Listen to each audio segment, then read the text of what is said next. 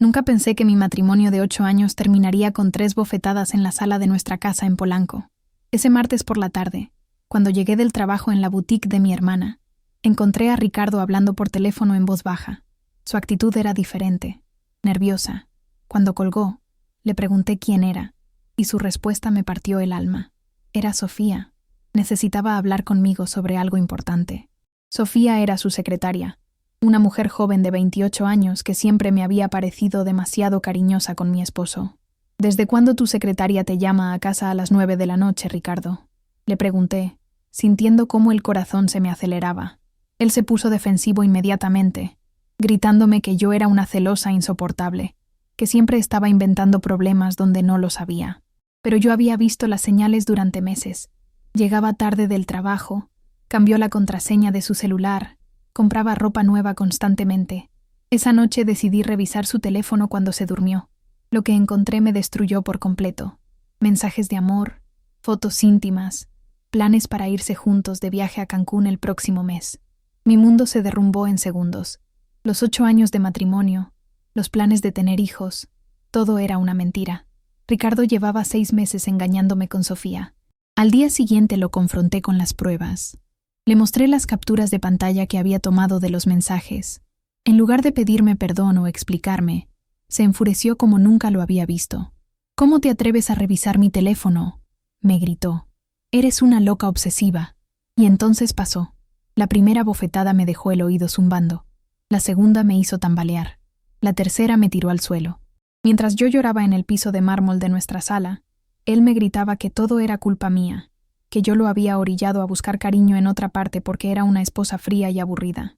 Me dijo que se iría con Sofía porque ella sí lo valoraba, sí lo hacía sentir como un hombre de verdad. Esas palabras dolieron más que las bofetadas.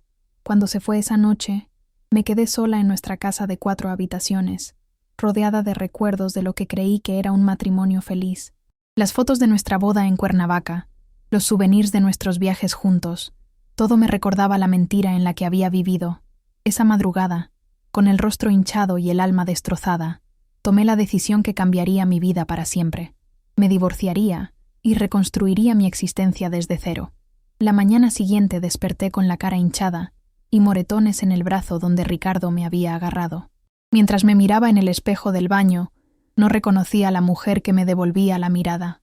Paloma Herrera, de 32 años, arquitecta de profesión, se había convertido en una víctima. Pero esa mañana decidí que sería la última vez. Llamé a mi hermana Elena, quien llegó a mi casa en menos de 1 hora.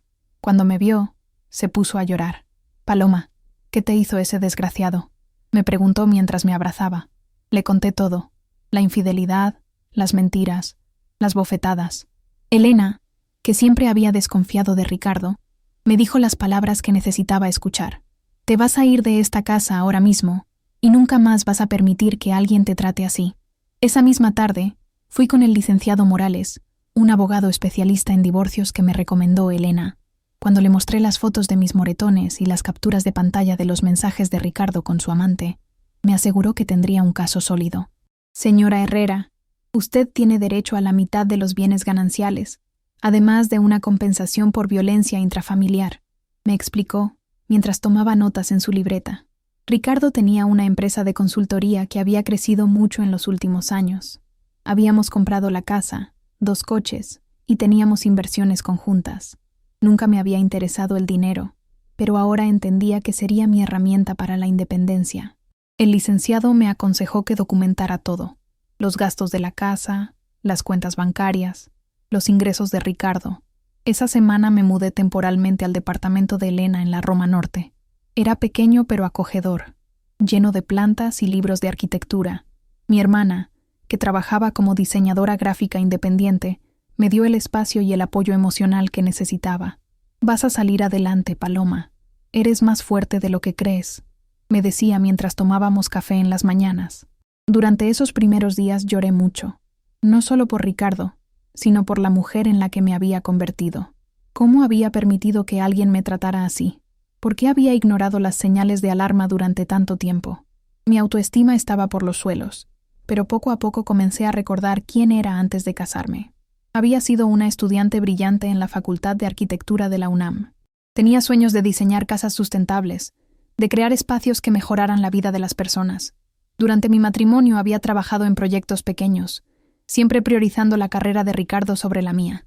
Pero ahora era el momento de recuperar esos sueños.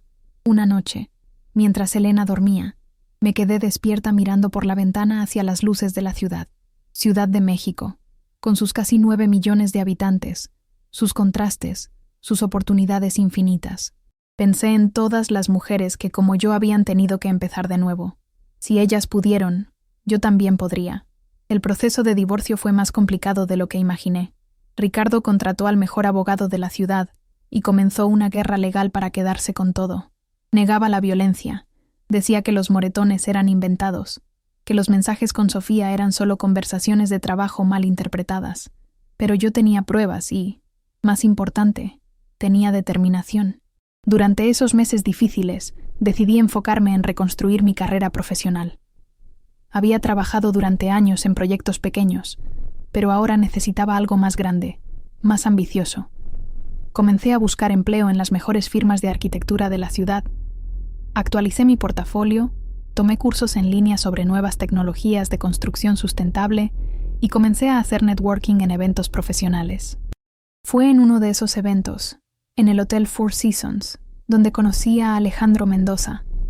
Era una conferencia sobre arquitectura verde y desarrollo urbano sustentable. Él estaba presentando un proyecto innovador de viviendas ecológicas en las afueras de la ciudad. Era alto, de unos 40 años, con una presencia que comandaba respeto sin ser intimidante. Su presentación fue brillante. Hablaba con pasión sobre cómo la arquitectura podía cambiar vidas y proteger el medio ambiente. Durante el cóctel, me acerqué a felicitarlo por su presentación. Alejandro Mendoza se presentó con una sonrisa genuina. El proyecto de viviendas bioclimáticas es exactamente lo que México necesita, le dije, y comenzamos una conversación que duró toda la noche. Era el CEO de Grupo Mendoza, una de las constructoras más importantes del país, pero hablaba conmigo como si fuéramos colegas de toda la vida. ¿Tienes experiencia en proyectos residenciales sustentables?, me preguntó. Le mostré algunos de mis diseños en la tablet que siempre llevaba conmigo. Sus ojos se iluminaron cuando vio mi propuesta para casas de interés social con paneles solares y sistemas de captación de agua de lluvia. Esto es exactamente lo que estoy buscando para mi próximo proyecto, me dijo. Una semana después, recibí una llamada de su asistente. Alejandro quería ofrecerme una entrevista formal para el puesto de directora de proyectos sustentables en su empresa. Cuando llegué a las oficinas de Grupo Mendoza en Santa Fe, quedé impresionada. El edificio de cristal y acero reflejaba la modernidad y el éxito de la empresa. Las oficinas estaban llenas de maquetas de proyectos increíbles, centros comerciales, torres de oficinas, desarrollos habitacionales. La entrevista fue más bien una conversación entre profesionales que compartían la misma visión. Alejandro me explicó que quería revolucionar la industria de la construcción en México, crear edificios que no solo fueran hermosos, sino también responsables con el medio ambiente. Necesito a alguien que entienda que la arquitectura no es solo construir, sino crear un legado para las próximas generaciones, me dijo. Cuando me ofreció el puesto, no solo me ofrecía un trabajo, me ofrecía la oportunidad de hacer realidad todos los sueños profesionales que había puesto en pausa durante mi matrimonio. El salario era 3 veces lo que ganaba antes. Tendría un equipo de arquitectos e ingenieros bajo mi supervisión y, lo más importante, tendría la libertad creativa para desarrollar proyectos innovadores. Mi primer día en Grupo Mendoza fue como despertar de un sueño de 8 años. Las oficinas en el piso 25 tenían una vista espectacular de toda la Ciudad de México. Desde mi nueva oficina podía ver el bosque de Chapultepec, los rascacielos de Polanco y, a lo lejos, los volcanes Popocatépetl e Iztaccíhuatl. Era simbólico.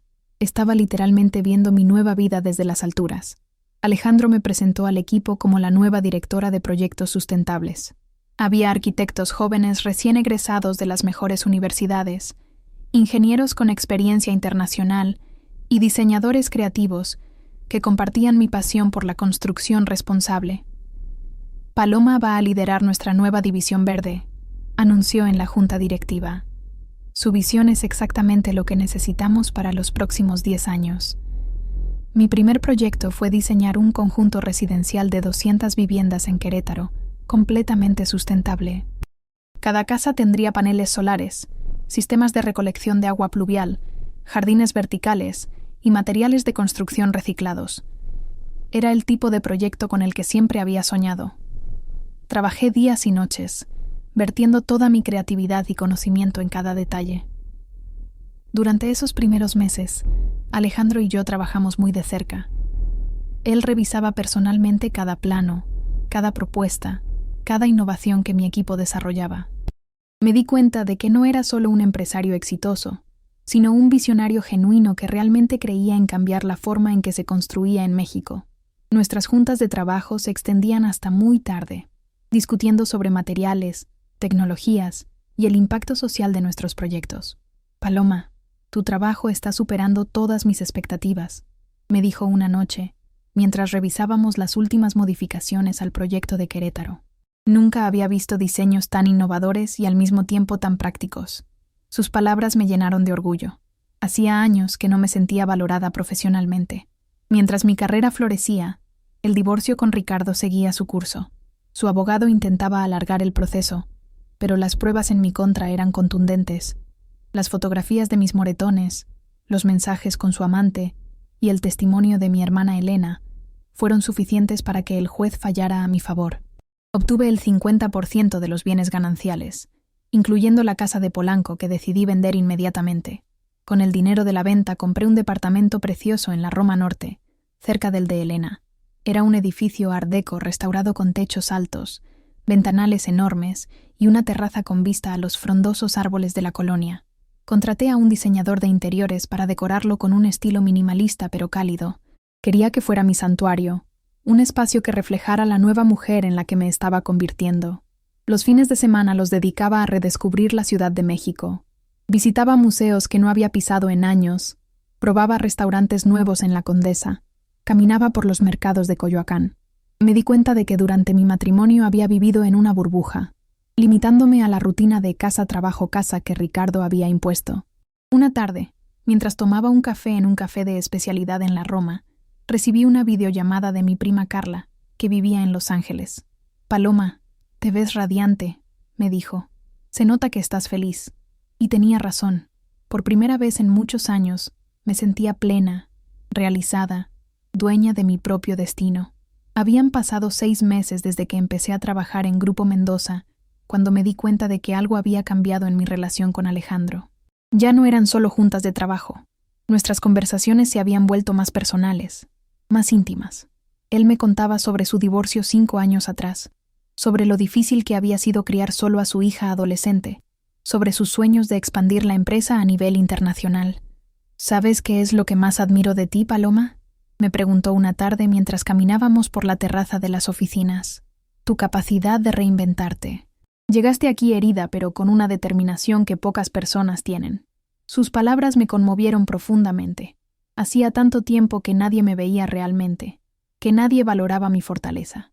Esa misma semana me invitó a acompañarlo a una cena de negocios en el restaurante Pujol. «Necesito que presentes el proyecto de Querétaro a los inversionistas», me explicó. «Eres quien mejor puede transmitir la visión detrás del diseño». La cena fue un éxito rotundo. Los inversionistas quedaron fascinados con mi presentación y aprobaron la segunda fase del proyecto. Después de la cena, Alejandro insistió en llevarme a casa. Durante el camino por el Paseo de la Reforma, con las luces de la ciudad creando un ambiente mágico, me confesó algo que me sorprendió. «Paloma, cuando te contraté no solo vi a una arquitecta talentosa, vi a una mujer extraordinaria que había pasado por situaciones difíciles y había salido más fuerte». Eso me inspiró. Llegamos a mi edificio, pero ninguno de los dos quería que la noche terminara. «¿Te gustaría subir por un café?», le pregunté, sintiendo cómo el corazón se me aceleraba. En mi departamento, mientras preparaba café en la cocina, él observaba las fotografías de mis proyectos que había enmarcado en la pared. «Has creado algo hermoso aquí», me dijo, refiriéndose no solo a la decoración, sino a la nueva vida que había construido. Esa noche hablamos hasta las 3 de la madrugada. Me contó sobre su infancia en Guadalajara, sobre cómo había comenzado la empresa con un préstamo de su abuelo, sobre sus miedos de no ser suficiente para su hija Sofía.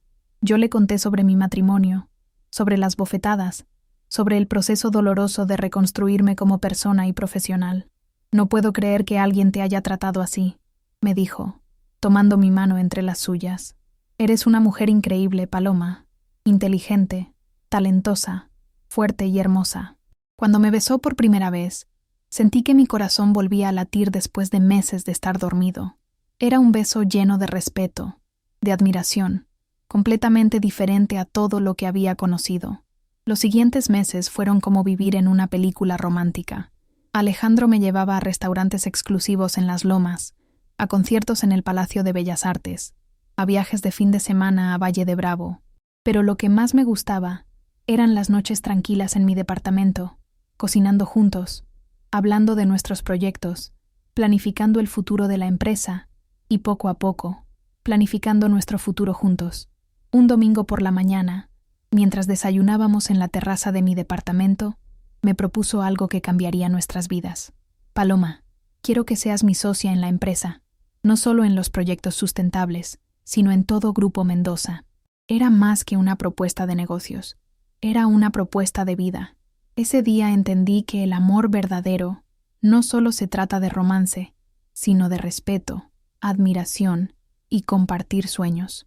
Justo cuando mi vida había encontrado su equilibrio perfecto, el pasado decidió regresar de la manera más inesperada. Era un martes por la mañana cuando sonó el timbre de mi departamento. Pensé que era el delivery del café que había pedido, pero cuando abrí la puerta, me encontré con Ricardo parado ahí, con aspecto demacrado y una expresión suplicante que nunca le había visto. «Paloma, por favor, necesito hablar contigo», me dijo con voz quebrada. Habían pasado más de un año desde nuestro divorcio, y no lo había visto desde la última audiencia en el juzgado.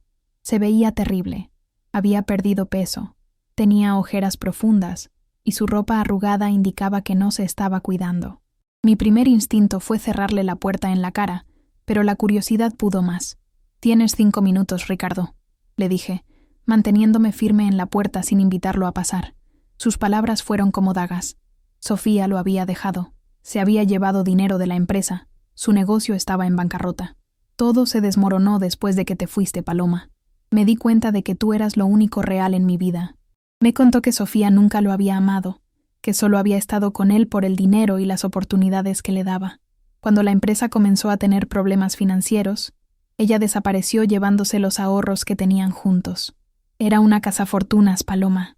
Tú tenías razón sobre ella desde el principio. ¿Y para eso vienes aquí? ¿Para decirme que tenía razón?, le pregunté, sintiendo cómo la rabia de todos esos meses de dolor regresaba. ¿Para contarme que la mujer por la que me golpeaste resultó ser exactamente lo que parecía? Ricardo se puso de rodillas ahí mismo, en el pasillo del edificio. «Perdóname, Paloma. Fui un idiota, un cobarde. Tú eras la mejor esposa del mundo, y yo lo arruiné todo por una aventura sin sentido. Dame otra oportunidad, por favor. Podemos empezar de nuevo». Mientras lo escuchaba implorar, pensé en la mujer que había sido cuando vivía con él, insegura, pequeña, siempre caminando en puntas de pie para no molestarlo. Luego pensé en la mujer que era ahora, exitosa, segura de sí misma, amada y valorada por un hombre extraordinario. La diferencia era abismal. «Ricardo», le dije con una calma que me sorprendió, «me hiciste un favor cuando me golpeaste esa noche.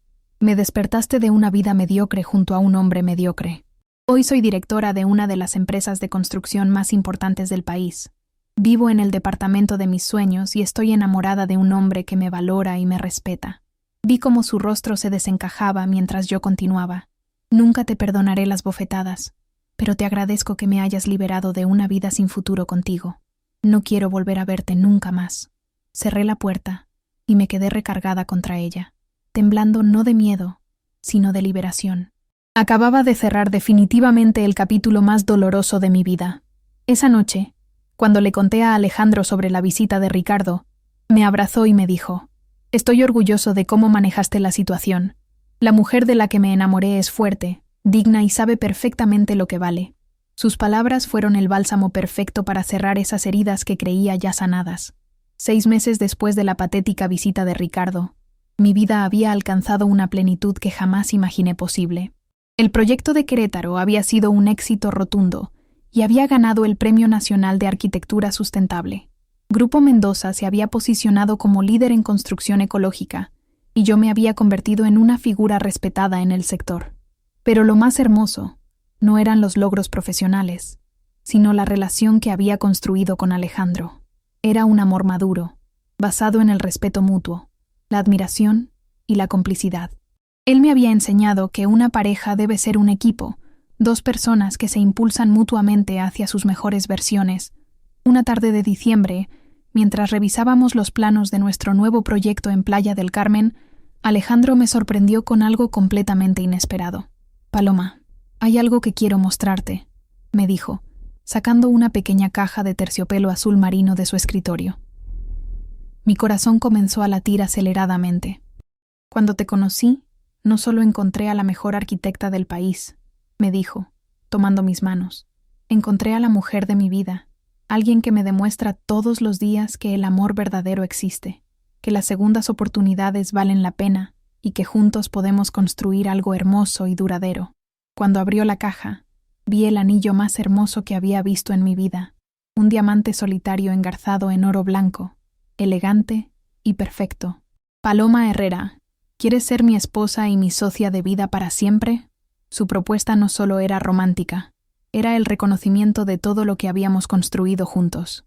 «Sí, Alejandro, 1000 veces sí», le respondí, mientras las lágrimas de felicidad corrían por mis mejillas. Cuando me puso el anillo, supe que esta vez era diferente. No me estaba casando para cumplir expectativas sociales o por miedo a la soledad. Me estaba casando por amor verdadero, con un hombre que me había visto en mi peor momento y había decidido acompañarme hacia mi mejor versión.